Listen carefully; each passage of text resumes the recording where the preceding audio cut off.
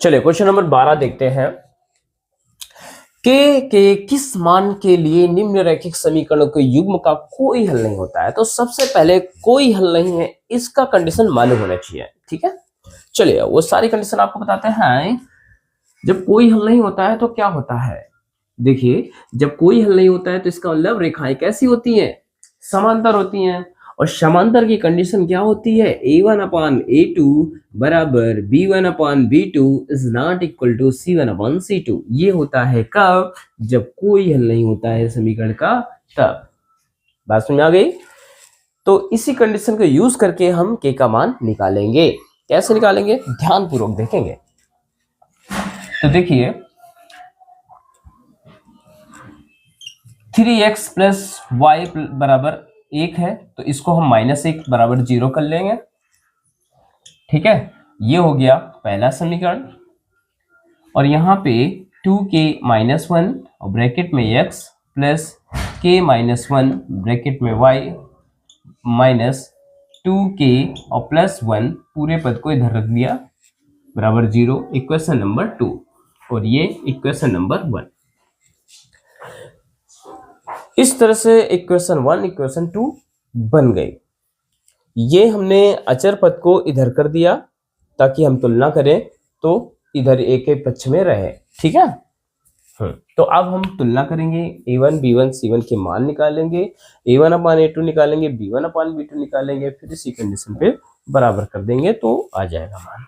ध्यान से देखना, देखेंगे समीकरण a की तुलना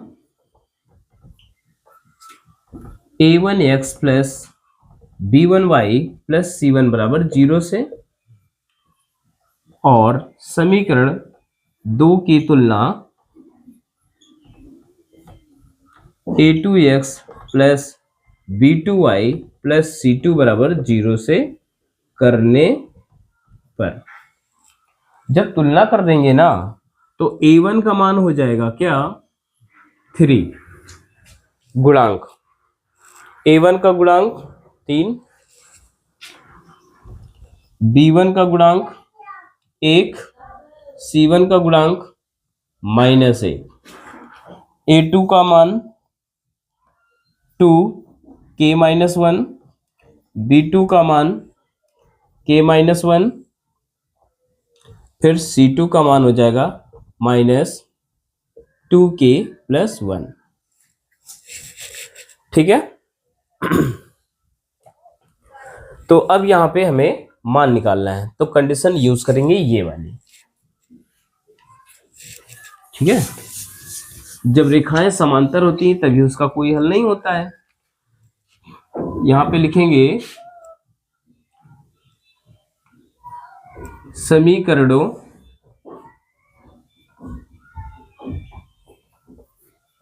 के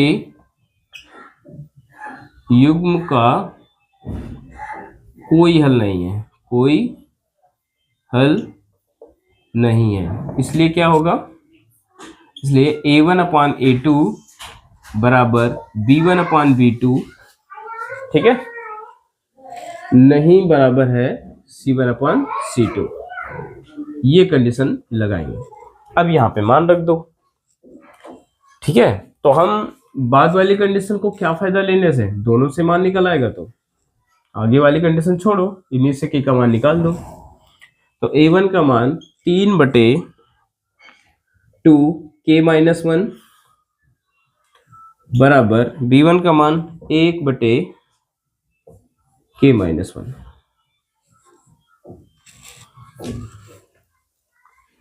यहाँ पे थोड़ा सा मिस्टेक हुआ है, यहाँ पे 2k होगा। ठीक है,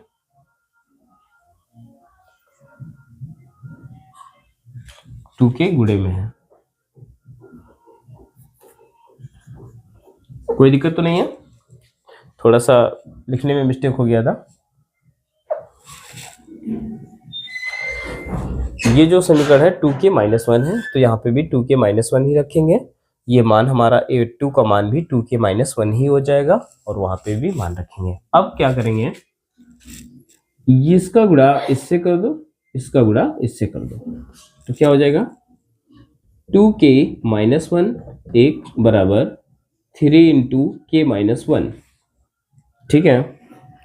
तो 2k-1 बराबर 3k-3, के वाले एक तरफ कर लो, 2k-3k बराबर -3।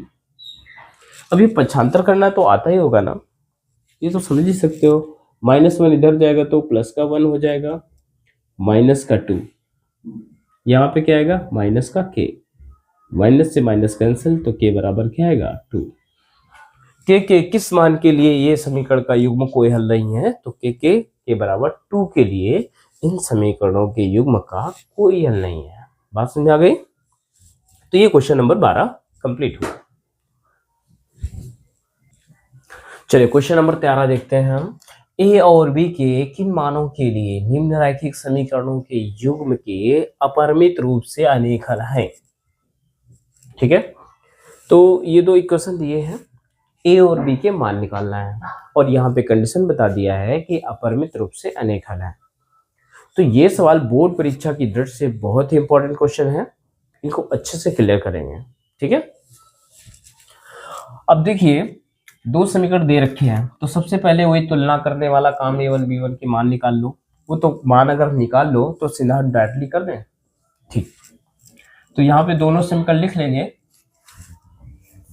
तो a1 का मान क्या हो जाएगा, ठीक है, पूरा समीकरण लिखने के बाद तुलना करेंगे, तुलना करने के बाद a1 b1 c1 के मान निकालेंगे, ये निकाल सकते हो आराम से।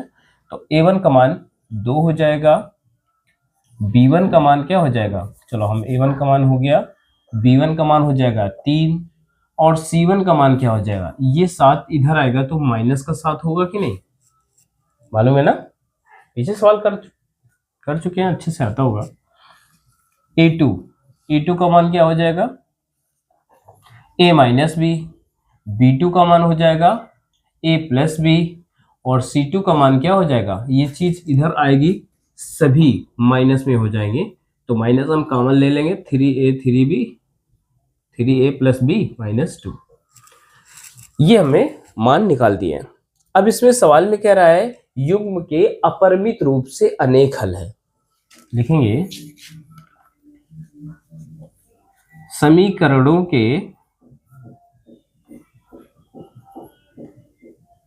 युग्म के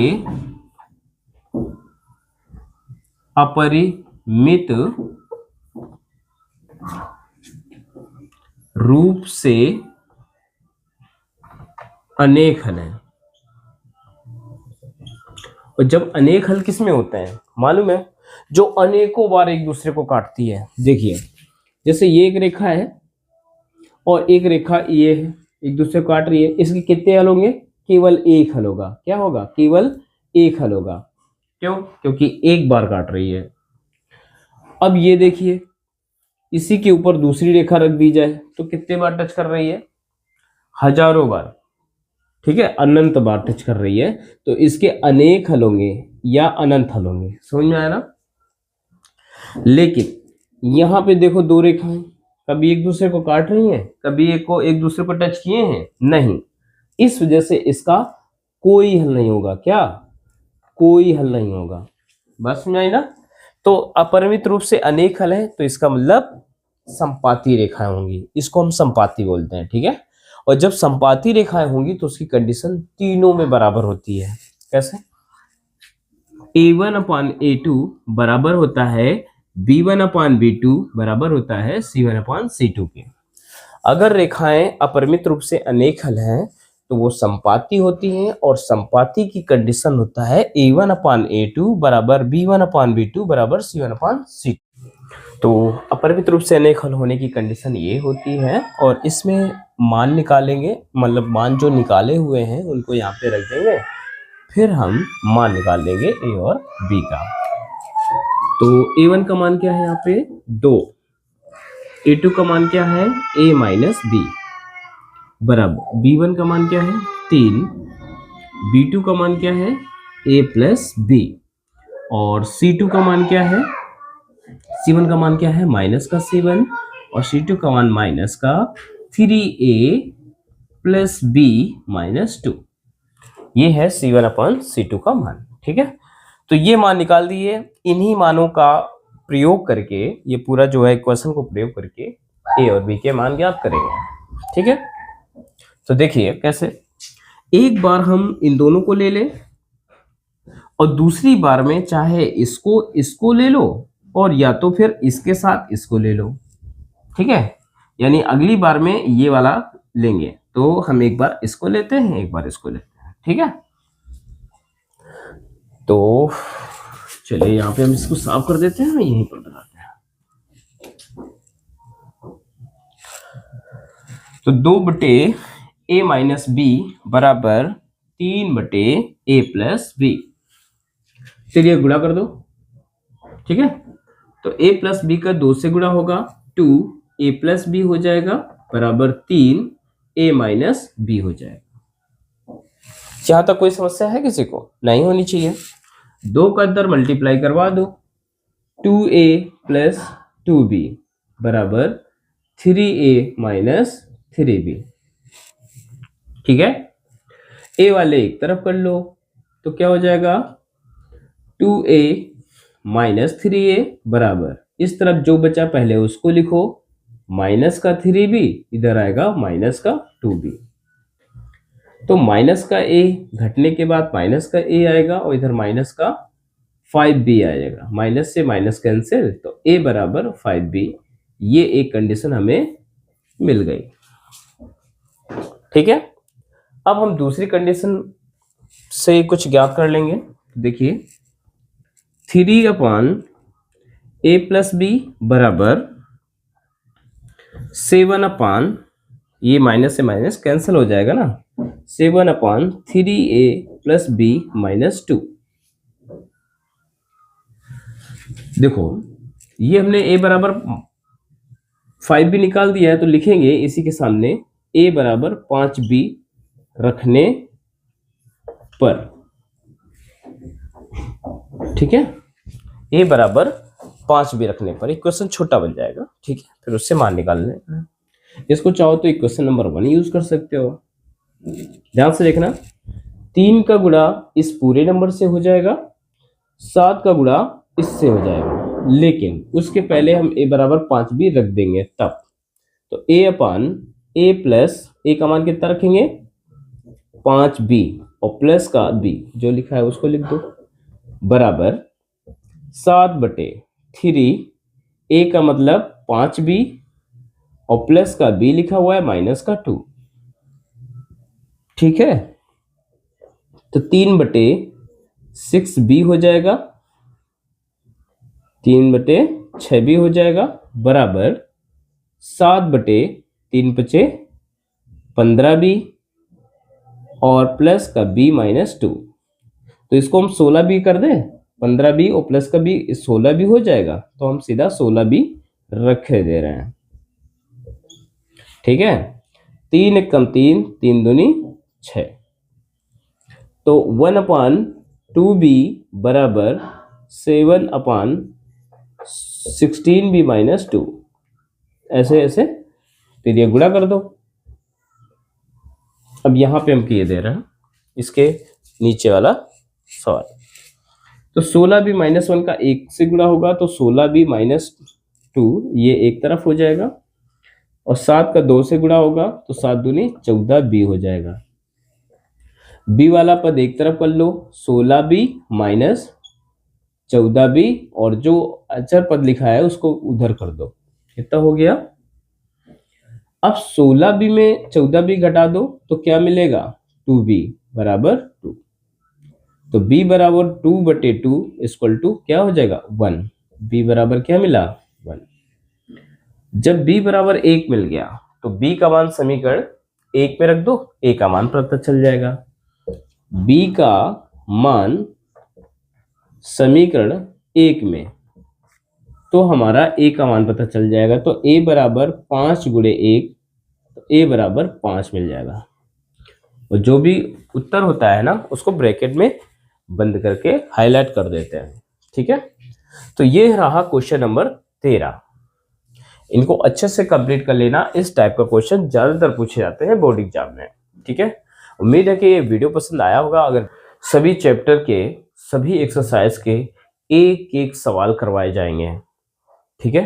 तो इस वजह से कोई भी सवाल मिस ना हो तो चैनल को सब्सक्राइब कर लें और लाइक और कमेंट करना ना भूलें। इससे क्या होगा, हमें जो है जानकारी मिलेगी कि आपको क्या दिक्कतें हैं जो अभी तक क्लियर नहीं हो पा रही हैं, तो उस पर और थोड़ा इम्प्रूवमेंट करेंगे हम। ठीक है, धन्यवाद।